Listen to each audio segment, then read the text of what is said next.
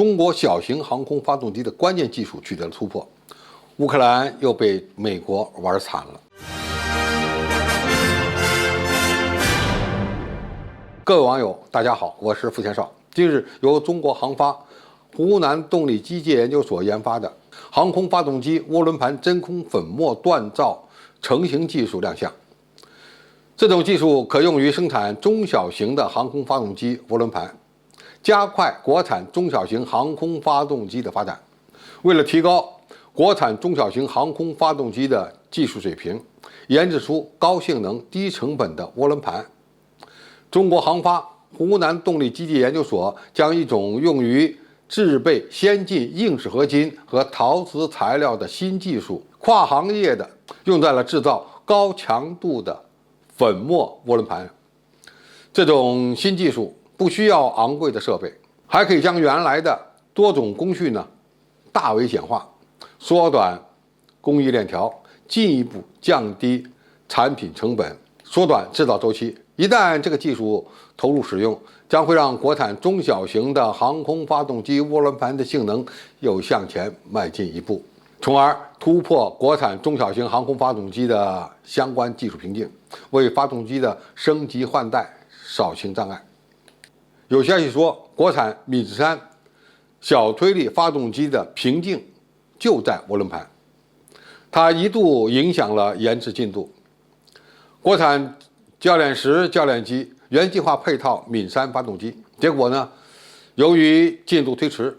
不得不继续大量引进乌克兰生产的R1222、R1332涡扇发动机以应急。现在这个技术瓶颈突破了，那么我们国家自行开发的中小型航空发动机所遇到的瓶颈问题就可以缓解，甚至完全解决，它的战略价值还是非常大的。那么我们国家在航空发动机领域可以说过去空白点比较多。以前研制生产的发动机大部分都集中在中等推力涡喷涡扇发动机这个方面，大发动机我们过去缺乏，小发动机也缺乏。那么在大推力的军用发动机这个领域我们现在已经取得了重大突破。涡扇10系列发动机陆续配装在多型先进战机上，而小型涡扇发动机目前我们还遇到了一些问题，没有完全弥补空白。现在粉末冶金的涡轮盘技术我们取得了突破，就为后续突破该领域的航空动力装置的研制生产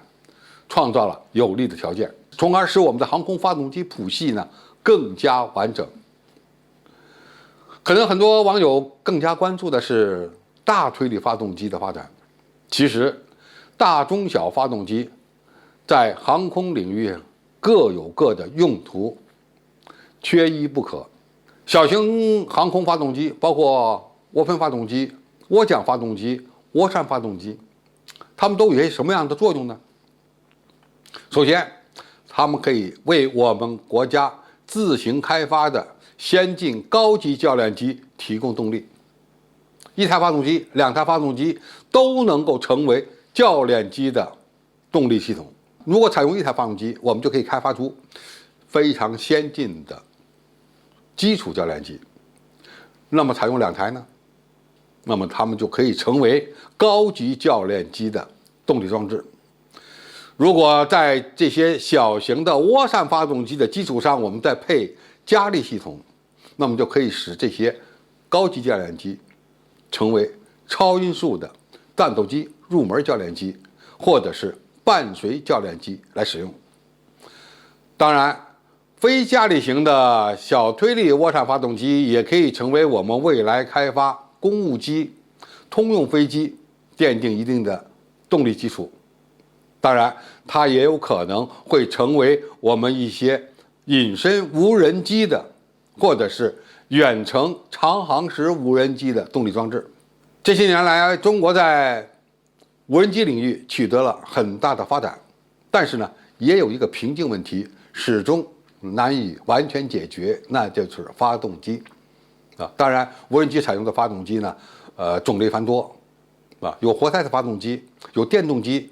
也有喷气式发动机。喷气式发动机呢，又分为涡喷的、涡扇的、